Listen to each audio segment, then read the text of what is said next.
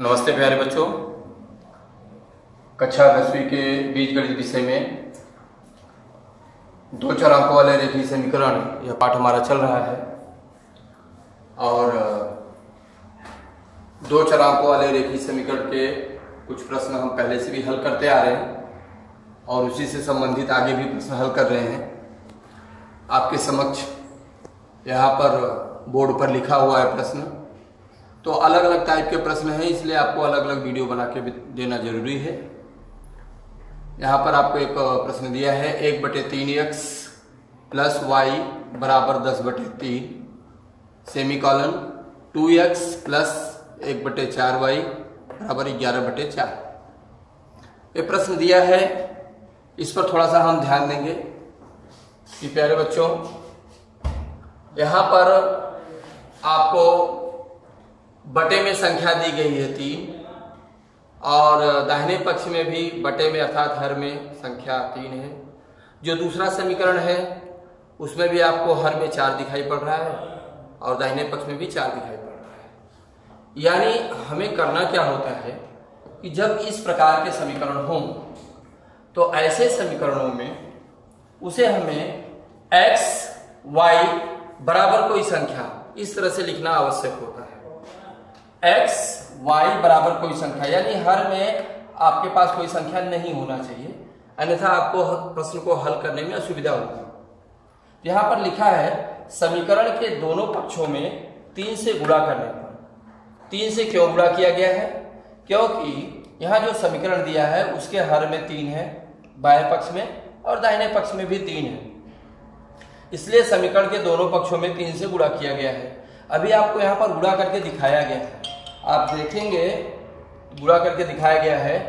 3 से गुणा किया गया, 3 1 का 3, 3 1 का 3 कट गए, यहाँ पे बचा x को लिखा गया है। फिर y में 3 से गुणा किया गया है, यानी y में 3 से हम लोग गुणा किए हैं तो क्या हुआ 3y मिला। फिर दाहिने पक्ष में 10/3 में 3 से गुणा किया गया है, 3 1 का 3, 3 1 का 3। इस प्रकार से आपको क्या मिला 10। अभी जैसा कि मैंने आपको बताया कि आपका समीकरण x y बराबर कोई संख्या इस रूप में होना चाहिए। क्यों? क्योंकि हमें समीकरण को हल करने में सुविधा होगी। इसी प्रकार से आप देखेंगे आपका जो दूसरा वाला समीकरण दिया 2x प्लस 1/4y बराबर 11/4। यहाँ भी बच्चों हमें समीकरण के दोनों पक्षों के प्रत्येक पद में यानी 2x में 4 से गुणा करेंगे, 1/4y में भी 4 से गुणा करेंगे और 11/4 में भी 4 से गुणा करेंगे और यह गुणा करके आपको यहाँ पर दिखाया गया है। ये आपका जो है समीकरण तो हमने लिखा है यहाँ पे और इसके प्रत्येक पद में 2x में 4 से गुणा किया गया है, 1/4y में 4 से गुणा किया गया है और 11/4 इसमें भी 4 से गुणा किया गया है। अब जो चीजें कटती हैं काट देंगे, जो गुणा करने पर गुणनफल आता है उसे लिख देंगे। तो 4 दूनी 8x प्लस 4 1 का 4, 4 1 का 4। तो आप देख रहे हैं आपके पास एक y बच रहा है। एक y का मतलब होता है y बराबर, यहाँ भी आप देखें 4 1 का 4, 4 1 का 4, क्या बचा 11, यहाँ पर 11 लिखा गया है, समीकरण नंबर 2 होगा। अब आप देख रहे हैं यहाँ भी आपका समीकरण 8x प्लस y बराबर 11। जैसा कि मैंने आपको पहले कहा था कि आपका समीकरण x y बराबर कोई संख्या इस रूप में होना चाहिए और इस रूप में हो गया तो आपका समीकरण 1 और समीकरण 2, इसे आप थोड़ा तुलना करेंगे यानी देखेंगे कि क्या मेरे गुणांक समान हैं। तो मैं देख रहा हूं कि समीकरण नंबर 1 में x का गुणांक देखिए यहाँ पर 1 है जो कि छिपा है, आप लिखें तो भी ठीक है, न लिखें तो भी ठीक है। समीकरण नंबर 2 में हम आए और यहाँ देख रहे हैं x का गुणांक 8 है, ये तो भिन्न है, अलग अलग है। उसी प्रकार से समीकरण 1 में देख रहे हैं y का जो गुणांक है वो 3 है और समीकरण 2 में देख रहे हैं जो y का गुणांक है वो 1 है। करना क्या होगा आपको, या तो इस x वाले गुणांक को समान कर दीजिए या फिर y वाले गुणांक को समान कर दीजिए। तो मैंने x वाले गुणांक को समान किया है, यानी समीकरण 1 में 8 से गुणा किया है।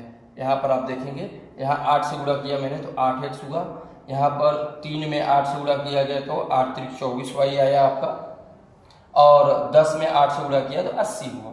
यहाँ लिखा हुआ समीकरण 1 में 8 से गुणा करने पर। अब हम देखेंगे कि जो समीकरण 3 प्राप्त हुआ है किससे प्राप्त हुआ, समीकरण 1 से, यानी अब समीकरण 1 की अपने को आवश्यकता नहीं है।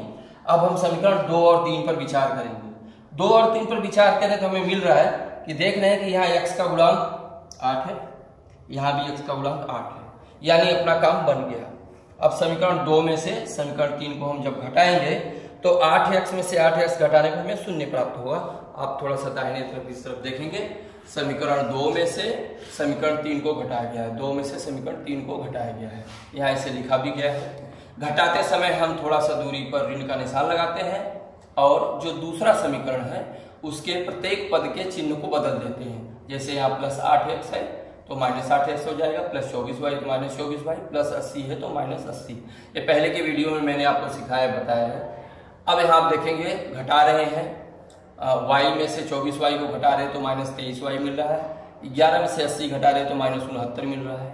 दोनों पक्षों में थोड़ा सा विचार करेंगे कि भाई हम कितने से भाग दें कि ये संक्षिप्त रूप मिले हमें। तो 23 से भाग दे रहे हैं तो 23 दिया 69 होता है, 23 इसमें भाग दिया तो केवल y मिला, और माइनस 69 में आप 23 से भाग दे रहे हैं यानी माइनस 23 से, तो आपका ये माइनस माइनस देखिए कट गया, माइनस में माइनस भाग देने पर प्लस आता है, 23 का 23 और 23 दिया 69, यानी कितना मिला y बराबर 3। अब y बराबर जो 3 मिला है इसी मान को आप किसी भी समीकरण में रखिए, अर्थात 1, 2 या 3।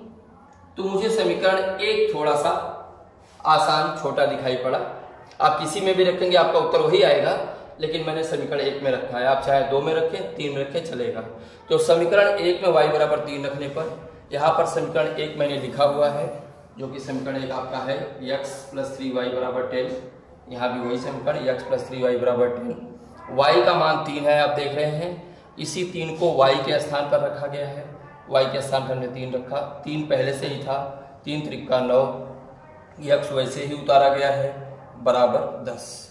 अब आप देख रहे हैं 3 त्रिका 9, 9 लिखे, यह आपका 9 दाहिने पक्ष में गया, x बराबर 10 ऋण 9 हमें कितना प्राप्त हुआ 1। अब आप देख रहे हैं कि x का भी मान आपको प्राप्त हो गया 1 और y का मान प्राप्त हो गया 3।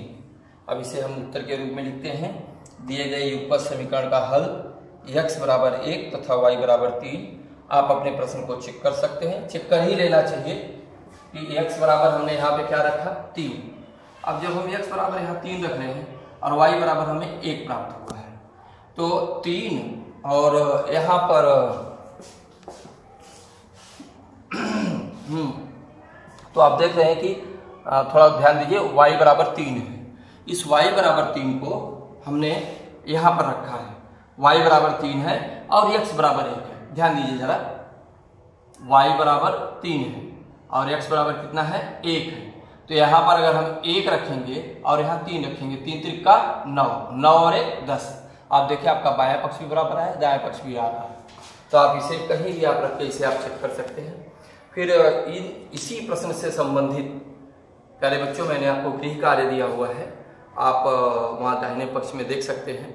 गृह कार्य पर आप विशेष ध्यान दें, क्योंकि जब तक आप प्रयास नहीं करेंगे, इंग्लिश का एक सेंटेंस है प्रैक्टिस मेक्स मैन परफेक्ट, तो यानी आपको प्रयास करना होगा, कोशिश करेंगे तो आपको चीज़ें समझ में आएंगी। तो यहाँ पर पहला सवाल आपको दिया है 2x प्लस 3y बराबर 2, x minus y upon 2 is equal to 1/2।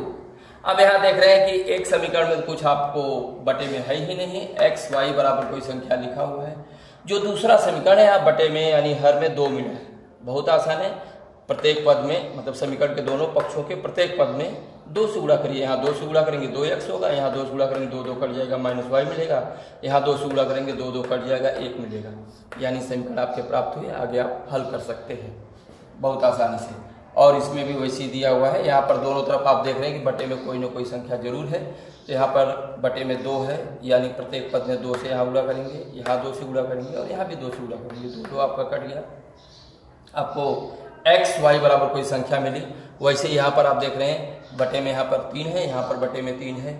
समीकरण के दोनों पक्षों के प्रत्येक पद में यहाँ 3 से गुणा करेंगे 3 आपका कट जाएगा, यहाँ 3 से गुणा करेंगे 3 त्रिका 9 हुआ और यहाँ 3 से गुणा किए तो आपका 3 कट गया, -4 मिलेगा। आगे कैसे हल करना है, पहले तो मैं आपसे कहूँगा कि मैंने जो आपको सवाल हल करके दिया है उसको आप 3-4 बार अच्छी तरह से हल करिए, तो आपको बढ़िया से समझ में आएगा। ठीक जैसा मैंने पहला दूसरा समझाया वैसे ही तीसरा भी है। यहाँ देख रहे हैं बटे में 2 है, समीकरण के दोनों पक्षों में आप 2 से गुणा करिए, आपका x y बराबर कोई संख्या इस तरह से समीकरण प्राप्त होगा और आगे आप हल कर सकते हैं। एक चीज़ आपको ध्यान में रखना है कि एक क्रम हमेशा ध्यान रखिए, x y बराबर कोई संख्या, क्योंकि आप कहीं x y बराबर संख्या, कहीं y x बराबर कोई संख्या, तो आपको जोड़ने घटाने में बड़ी असुविधा होगी। तो कार्य को हमें क्रमबद्ध ढंग से करना है। और इसी प्रकार से आप चौथा सवाल भी देखेंगे। यहाँ भी मैंने आपको दिया है पहला समीकरण तो आपका x y बराबर कोई संख्या है, लेकिन जो दूसरा समीकरण है वहाँ पर दोनों पक्षों में 4 से गुणा करना है। बहुत आसान है। यहाँ 4 से गुणा करेंगे आपका 4 4 कट जाएगा, यहाँ 4 से गुणा करेंगे 4y होगा। पक्षांतर वगैरह करके आप समीकरण को हल कर सकते हैं। तो प्यारे बच्चों, जैसा मैंने आपको बताया, आप जो मैंने सवाल सिखाया है उस पर विशेष ध्यान दो। इसके साथ साथ मैंने आपको जो गृह कार्य दिया है उस पर भी आपको ध्यान देना है। इसको आप अच्छे से हल करिए। कोई भी समस्या होती है तो शुक्रवार के दिन आपके लिए व्हाट्सएप पर आप व्हाट्सएप कर सकते हैं, और जो भी आपकी समस्या होगी आपको शनिवार तक या शुक्रवार तक ही पूरा कोशिश करके आपको आपकी समस्या का निदान कर दिया जाएगा। लेकिन मुझे लगता है कि आपको समस्या ज़्यादा नहीं होगी। आप प्रयास करेंगे तो आपका ये कार्य बहुत सरल हो जाएगा। तो प्यारे बच्चों, अगले वीडियो में फिर मिलेंगे। तब तक के लिए जय हिंद, जय महाराष्ट्र।